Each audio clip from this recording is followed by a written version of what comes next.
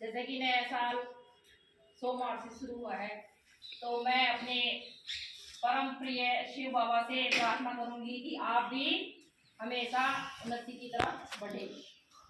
आज मेरे लिए बड़ी खुशी की बात है और ये हैप्पी न्यू ईयर तो है ही सबके लिए ही और आप सबके लिए, लेकिन मैं अपनी खुशी आपके साथ बताना चाहती हूँ। ज्वाइनिंग तो वैसे पहले हो गई थी दिसंबर में 2600, लेकिन रिजल्ट भी आ गया था, तब भी आपके साथ में कुछ बातें नहीं कर पाई थी। क्योंकि इसमें बहुत ही सारी प्रक्रियाएं होती हैं। रिजल्ट आता है, रिजल्ट आने के बाद में फिर मेरिट लिस्ट छटती है और फिर मेरिट लिस्ट छटने के बाद काउंसलिंग होती है और फिर काउंसलिंग होने के बाद में वहाँ डॉक्यूमेंट चेक होते हैं और डॉक्यूमेंट चेक होने के बाद में टाइम मिलता है, बहुत टाइम निकल जाता है। निकलते निकलते इसमें भी 4 महीने लगभग निकल गए होंगे, लेकिन मैं आपसे फिर भी बातें नहीं कर पाई क्योंकि जब मजबूत हो जाता है ना नींव, कोई भी चीज की जब नींव मजबूत होती है तो उसके बाद में बात करने के लिए पहले से ही आप भी गए, खुशियां भी मना भी ली। जिस दिन रिजल्ट आया था ना उस दिन पूरी ढाणी में रसगुल्ले बांटे थे, क्योंकि खुशी तो खुशी होती है, वो अकेले की नहीं होती है। सबके खुशियां चाहे सुख हो और चाहे दुख, वो बांटने से ही भाई सुख है। जो सुख हम बांटेंगे, खुशियां बांटेंगे तो वो बढ़ती है। दुख भी यदि हम सामूहिक रूप से बताते हैं तो वो बढ़ता है। तो सुख दुख में सभी का साथ होना जरूरी है। तो नए साल में भी आज उसकी ज्वाइनिंग है। 26 को उसने ज्वाइनिंग ले ली थी, लेकिन अब 6 छुट्टियां पड़ रही थी तो आज ले ली। तो आपको मैं अपनी बेटी किस तरह से वो पढ़ाई करती थी वो थोड़ा आपको बताना चाहती हूँ। सभी टीचर्स कहते हैं कि भाई मैडम जी का योगदान है, लेकिन आज मैं आपको सत्य बोल रही हूँ इस प्रांगण में माता सरस्वती के सामने कि मैंने है ना अपने तीनों बच्चों को कभी भी ये नहीं कहा कि बेटे परीक्षा आदि पढ़ लो, कभी नहीं कहा। ईमानदारी से बता रही। वो लड़का जरूर था, खेलता क्रिकेट खेलता था, मम्मी मैं कर लूंगा कोई टेंशन नहीं है, फिर भी उसके 90% बनी थी। वो हर बार क्रिकेट खेल के भी, और लड़कियों को तो मैंने कभी कहा ही नहीं।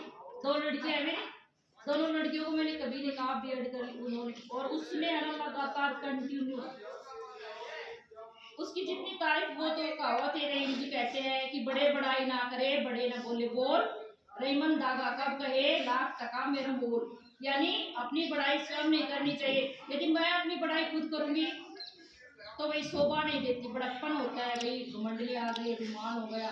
लेकिन ये घमंड और अभिमान की बात नहीं छोड़ूंगा। अभी आप भी इस तरह से थोड़ा मैं बताना चाहूंगी कि आप भी उस तरह से यदि आप तैयारी करोगे तो आप भी आगे बढ़ोगे। पहले मैंने भी बहुत ही संघर्ष किया है और मैं भी असफलता नहीं मिली, लेकिन मेरा क्या है विचार, भाई सरकारी स्कूल में भी जॉब लगती तो भी पढ़ाने का काम रहता और प्राइवेट में कर रहे हैं तो भी पढ़ाने का काम है। जो हमारे पास प्राप्त है चीज वो मेरे लिए पर्याप्त है, बस ये सिद्धांत मैं मानती हूँ इन चीजों को। लेकिन सभी क्या करते हैं, सरकारी जॉब है, तनख्वाह ज्यादा लगती है, भाई इतनी मेहनत भी नहीं करवाते, जॉब होनी जरूरी होती है, वो अलग बातें हैं कि जॉब यदि, और ये बात में सही भी है कि प्राइवेट वाले इतनी परिश्रम करते हैं, इतनी मेहनत करते हैं, फिर भी उनका मानदेय या तनख्वाह जो देते हैं वो बिल्कुल जीवन यापन के लिए भी कम पर्याप्त रहते हैं। सरकारी में तो 50-60 हज़ार तक लगभग बढ़ जाते हैं आगे धीरे धीरे, तो वो अलग बात है कि मेहनत भी उतनी है। लेकिन मेरे सिद्धांत विचार क्या है कि जो हमारे पास प्राप्त है ना वो पर्याप्त है, यानी लक्ष्य वही है। वो भी नहीं पढ़ाएंगे, वो भी टीचर्स है, हम भी टीचर्स है, ये सभी टीचर्स यहाँ पर मौजूद है, वो भी अपना लक्ष्य पढ़ाने का ही करते हैं।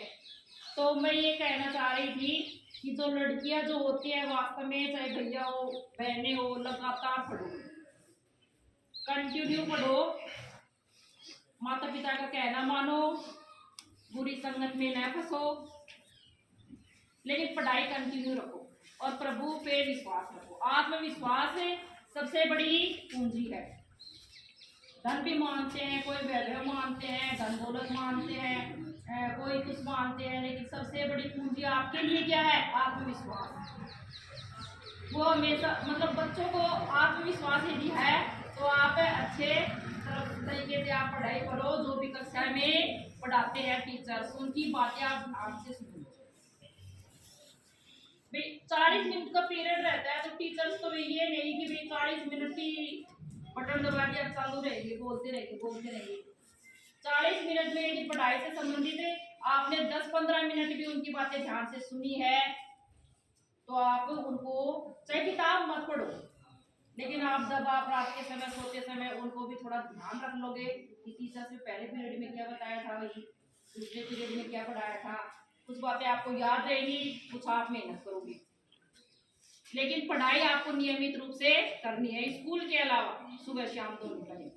और मैं तो यही कहूंगी, चाहे 10वीं हो, 12वीं हो, 8वीं हो, बोर्ड वाले हो, चाहे ये छोटे वाले हो, अच्छी तरह से मेहनत करो और इस नए साल में खूब सारी सफलताएं प्राप्त